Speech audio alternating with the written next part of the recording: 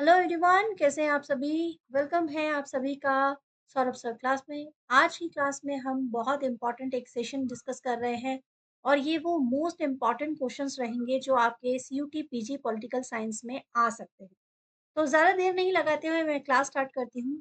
यदि आप कांटेक्ट करना चाहें सौरभ सर क्लासेस से for the crash course for important sessions और एनी क्वेश्चन पेपर जो आप जिसके लिए प्रिपेयर कर रहे हो, तो आप कांटेक्ट कर सकते हैं doctor Saurabh sir classes Telegram channel पर। और वहाँ पर आपको जो टीम है वो आपसे कनेक्ट होकर आपकी सारी क्वेरी को सॉल्व कर देते हैं। तो चलिए स्टार्ट करते हैं। ये क्वेश्चन नंबर 1 है जो कि मैं आपके लिए लेकर आई हूँ। इस क्वेश्चन को ध्यान से पढ़िए और समझिए।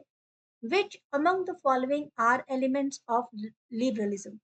तो जो क्लास होने वाली है वो दोनों ही वे में चलेगी। वो क्लास आपका बायलिंगुअल है, हिंदी और इंग्लिश दोनों में होगा। So individual should have the right to develop his own personality. Question को ध्यान से पढ़िए, ध्यान से समझिए।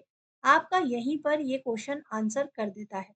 क्वेश्चन आपसे क्या पूछा जा रहा है? क्वेश्चन आपसे पूछा जा रहा है कि इसमें से क्या है? Which among the following are elements of liberalism. यदि आपने पहले भी मेरे साथ क्लासेस ली हुई हैं तो मैंने इन सभी की थ्योरी सेपरेट भी पढ़ाई है आपको। लिबरलिज्म होता क्या है, यानी उदारवाद क्या होता है। उदारवाद ये वाली थ्योरी किसने दी थी, ये सारी चीजें हम डिस्कस कर चुके हैं। मैं आज की अभी भी बताऊंगी आपको, अब टेंशन मत लीजिए। पहले हम क्वेश्चन को पढ़ लेते हैं क्योंकि हमें अच्छे मार्क्स को टारगेट करना है। लगभग 230 मार्क्स को हम टारगेट करेंगे तो हमारे बहुत सेफ साइड स्कोर रहेंगे। ठीक है। तो individual should have the right to develop his own personality. क्या होता है लिबरलिज्म, यानी कि उदारवाद क्या होता है? क्या हम जब मनुष्य को उसके स्वयं के व्यक्तित्व विकसित करने का पूरा अधिकार दिया जाए, या फिर man is a rational creature. क्या मनुष्य एक तर्कसंगत प्राणी है? Society should not plural. समाज बहुलवादी नहीं होना चाहिए। It believes in constitutionalism. अब देखिए, ये संवैधानिकता में विश्वास करता है।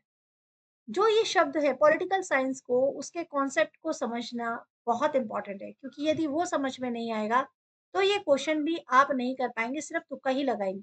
ठीक है। इससे पहले कि मैं इस क्वेश्चन पर डिस्कस करूं, सबसे पहले मैं आपसे ये बात करना चाहती हूँ कि लिबरलिज्म क्या होता है, आप इसे क्या समझते हैं। लिबरलिज्म एक थ्योरी है। आपको ध्यान होगा मैंने सभी थ्योरीज आपको अलग-अलग करके पढ़ाई हुई है। बट अगर अब यहाँ क्वेश्चन सामने आ ही गए हैं तो एक बार साथ में इसके प्रैक्टिस करते हुए समझते हुए चलते हैं ताकि आगे मुश्किल ना हो। लिबरलिज्म थ्योरी किसने दी थी? सबसे पहले आपको ध्यान होना चाहिए, ये जॉन लोके की थ्योरी है। ठीक है। जॉन लोके की थ्योरी है और वो क्या कहते हैं कि हर एक इंसान को जीवन जीने का और पॉलिटिकली उसको अधिकार होना चाहिए, व्यक्तिगत उसको सारे अधिकार होने चाहिए, उसका एक जो आज़ादी होनी चाहिए, सिंपल सी भाषा में उदारवाद के तत्व अगर मैं कहूँ। तो यहाँ पर सबसे पहली लाइन कह रही है कि individual should have the right to develop his own personality. व्यक्ति को अपने स्वयं की व्यक्तिगत विकसित करने का अधिकार होना चाहिए। बिल्कुल, हम तो ये कह ही रहे हैं। ये बात तो हो ही रही है कि लिबरलिज्म है कि भई आपको आज़ादी है, बिल्कुल आपको फ्रीडम है कि आप अपनी पर्सनैलिटी को कैसे भी डेवलप कर सकते हैं। तो ऑप्शन 1 हो जाएगा राइट, ठीक है? जैसे ही ऑप्शन 1 राइट हुआ तो ये तो 2 तो हो गया, कट हो गया। जो सेकंड नंबर था इसमें 1 नहीं था, ये कट हो गया।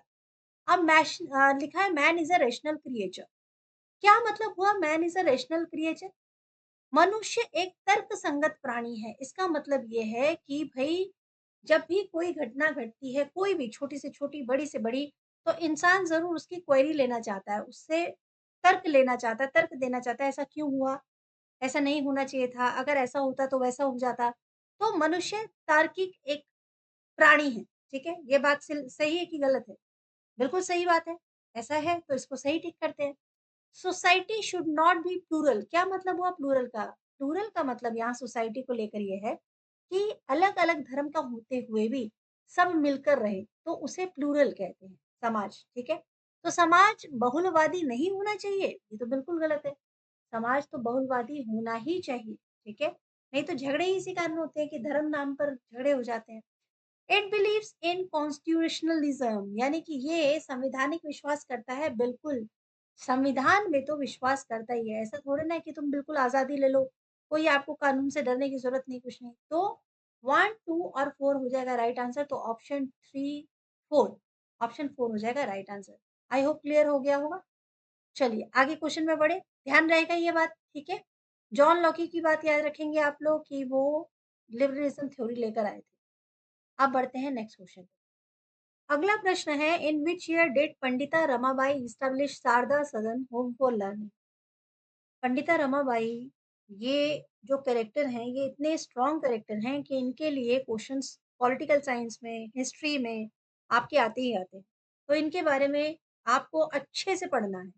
यहाँ पर तो पूछा गया है शारदा सदन होम जो है, वो किस वर्ष में स्थापित किया गया है? ये आसान है, इसकी आप डेट बता देंगे।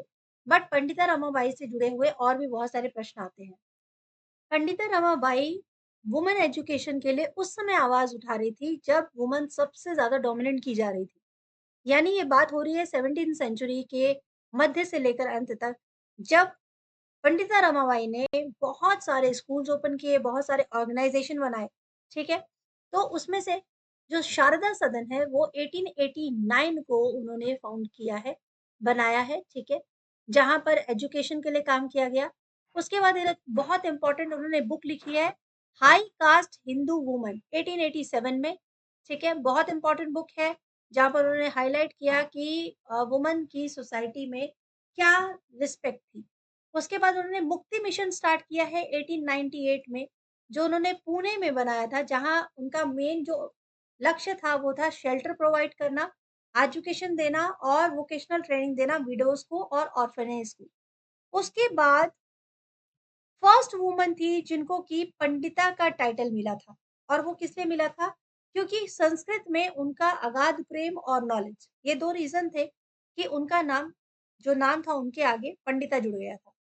एक महान सोशल वर्कर जिन्होंने वुमन स्टेटस के अपलिफ्ट के लिए बहुत सारे काम किए, विडो मैरिजेस पर बहुत ज़्यादा फोकस किया और एजुकेशन एंड इक्वालिटी के लिए काम किया।